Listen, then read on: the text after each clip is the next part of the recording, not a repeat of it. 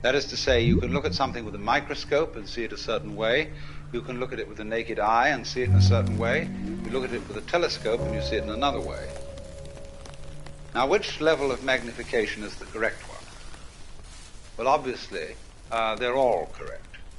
But they're just different points of view. When we examine our bloodstreams under a microscope, we see there's one hell of a fight going on. All sorts of microorganisms are chewing each other up. And if we got overly fascinated with our view of our own bloodstreams in the microscope, we should start taking sides, which would be fatal, because the health of our organism depends on the continuance of this battle. What is, in other words, conflict at one level of magnification is harmony at a higher level. Now, could it possibly be, therefore, that we, with all our problems, conflicts, neuroses, sicknesses, political outrages, wars, tortures, and everything that goes on in human life, are a state of conflict which can be seen in a larger perspective as a situation of harmony?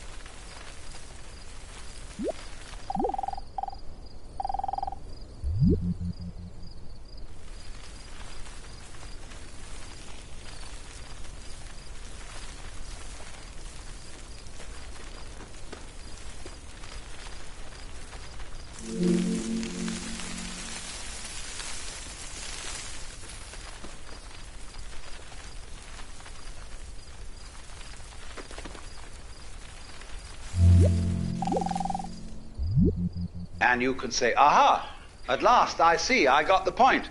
I've seen how all this makes sense. But what this insight depended upon was your overcoming the illusion that space separates things. That is to say, the space, the interval between your body and mine. The interval created by birth at one end and death at the other. And then after somebody's death, then somebody else's birth. These are events with intervals between them. And normally we regard these intervals in time and these intervals in space as having no importance, no function. We tend to see the universe itself as really consisting in all the stars and galaxies. That's what it is. That's what we notice. But the space in which all this happens is sort of written off as something that isn't really there. But what one has to realize is that the space is an essential function of the things in the space. After all, you can't have separate stars unless there is a space around. Eliminate the space and you will see you couldn't have this phenomenon at all. And vice versa. You couldn't have the space. They wouldn't be there in any sense whatsoever if there weren't the bodies in it. So the bodies in the space and the space are two aspects of a single continuum. They're related together in exactly the same way as a back and a front. And you just don't get one without the other.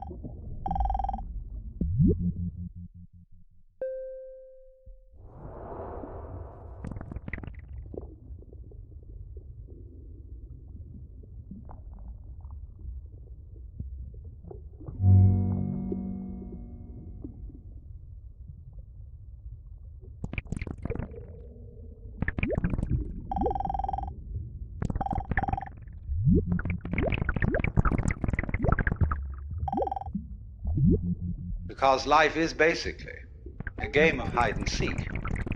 Because life is pulsation. On and off. Here it is, and now it isn't.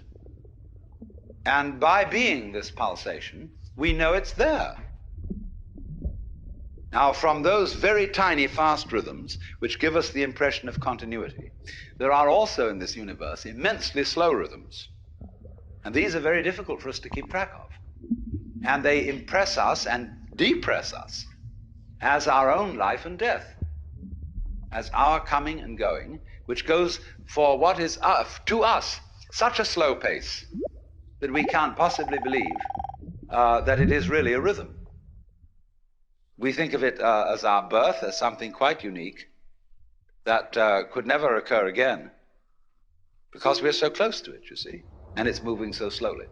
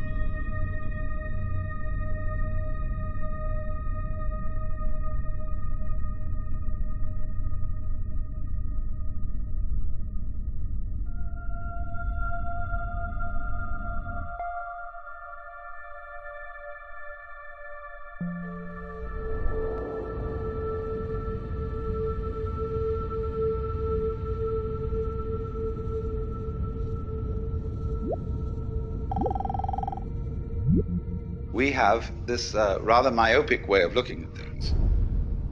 And we screen out from attention anything that is not immediately important to a scanning system based on sensing danger. But quite obviously, you as a complete individual are much more than the scanning system. You are in relationships with the external world that on the whole are incredibly harmonious. The energies of life in the form of temperature, light, air, and food, and so on, are streaming through you all at this moment in the most magnificently harmonious way. When anything is constant, it says, okay, that's safe, it's in the bag, needn't pay attention to that anymore. And therefore, we eliminate systematically from our awareness all the gorgeous things that are going on all the time, and instead only become focused on the things, the troublesome things that might happen to upset it. Which is all right, but we make too much of it. We make so much of it that we identify our very selves, I, ego, with the radar, with the troubleshooter. And that's only a tiny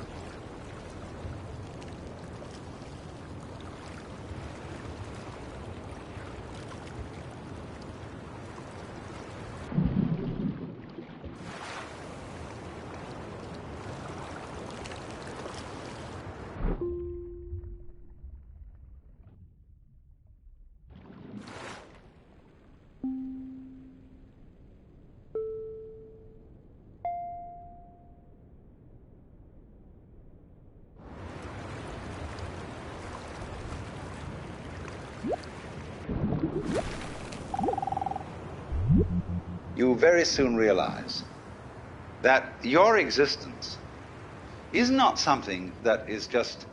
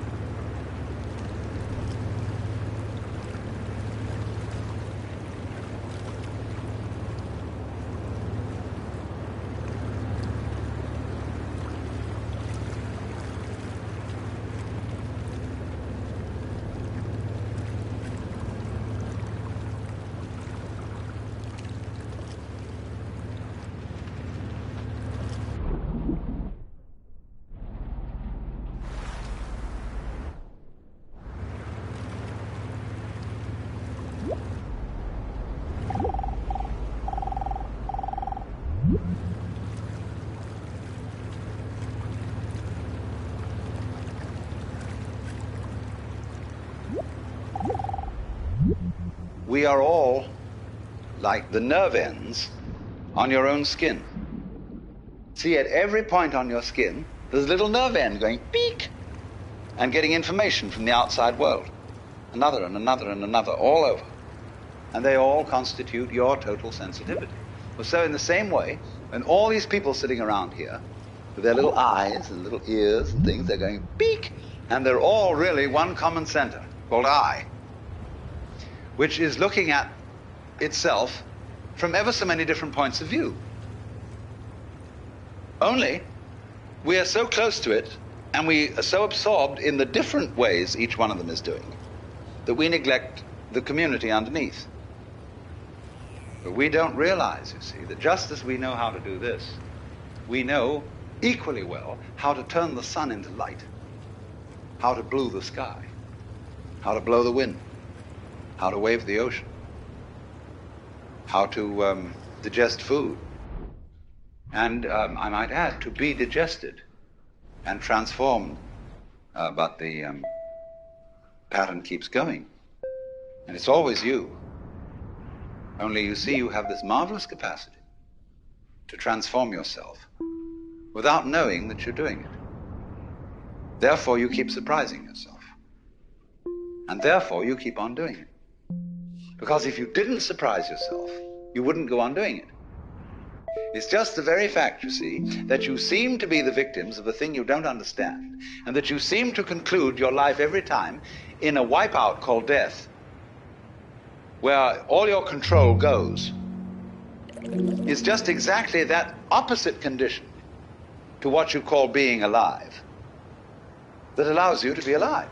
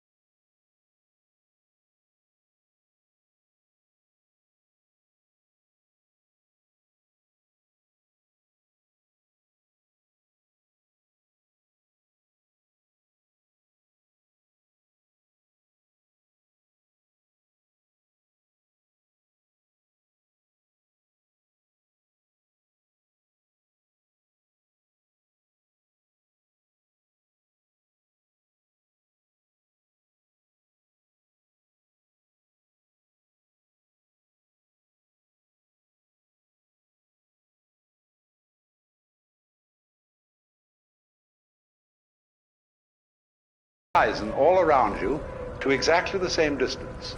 You're in the center of a circle because your senses extend a certain direction in all directions and therefore give you the impression of being in the middle. Now, everything in the world feels like that. And also it has its own kind, which look natural to it. You see, spiders and hydras and sea urchins and so on don't look very natural to us. We say, well, I wouldn't want to look like that. But they say when they see us, well, what kind of an awful thing is that? And what a lot of nonsense it does. Because the definition of a person is where you look from.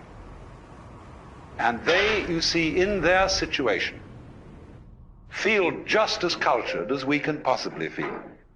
And they have their distinctions and their snobberies, just in the same way that we do. Because you see, they dig all sorts of things that we don't even notice.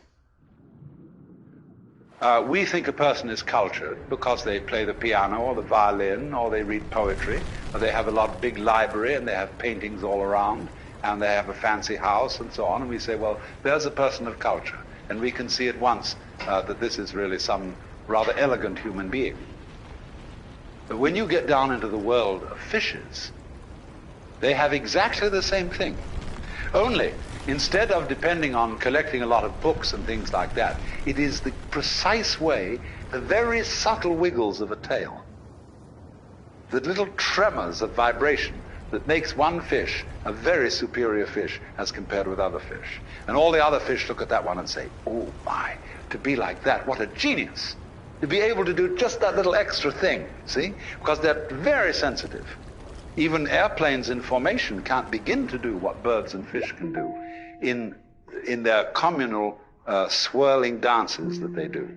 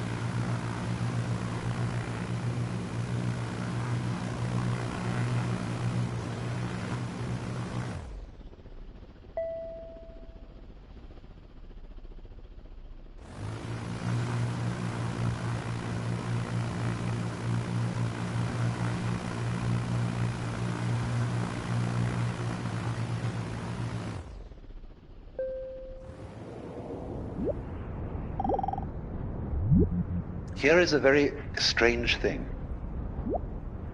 That every creature, therefore, which feels that it is human, and which knows that it's there in the same way as you know you're here, experiences being here as constituting a sort of blockage.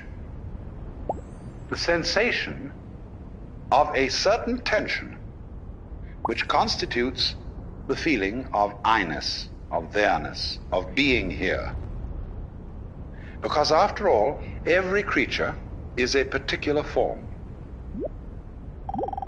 Everything is individual. Not only you as a total organism standing here, but all the component cells of your body. Each one of them has some sort of a feeling of its own. And it is individual. You can look at a microscope at the right level of magnification, and you can see that thing there with its own little life. And if you examine the stream of your blood, you'll find it full of all kinds of organisms that are having all sorts of conspiracies and games and plots and eating each other and doing these things that like we do.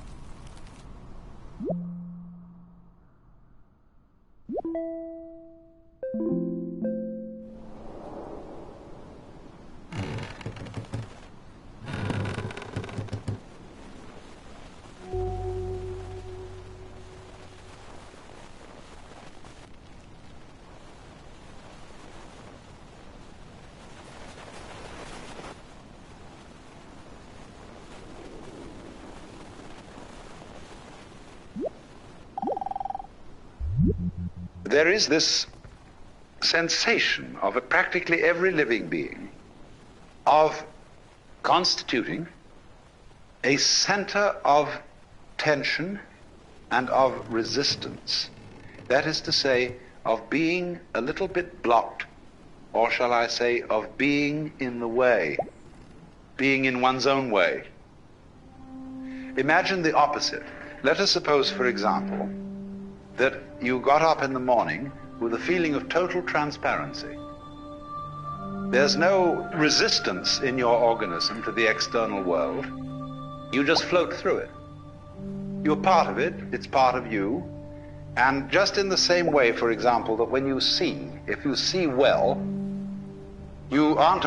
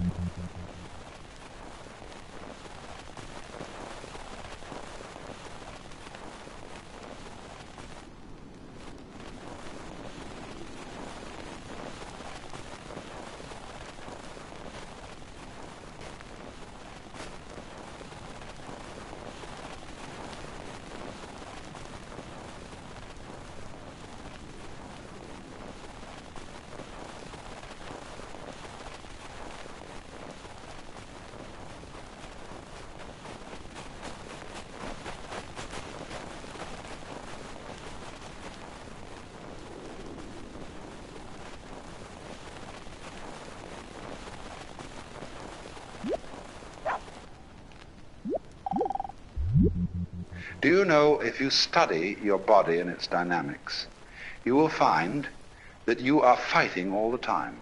Most people are, some aren't, but most people are fighting the external world all the time. Very many people are afraid that they will fall apart or somehow disintegrate if they don't make efforts to hold themselves together, or else that they will be disintegrated by some outside agency if they're not constantly on the alert like this, all around, you see, to protect themselves. Now, I'm not saying you shouldn't do that, but I'm inviting you to become immensely aware of the fact that if you do that at all, that you do it. And that you have, therefore, this sense of being alone, of being a particular, separate form that is unlike any other form on earth. That's just you. And concentrate on that.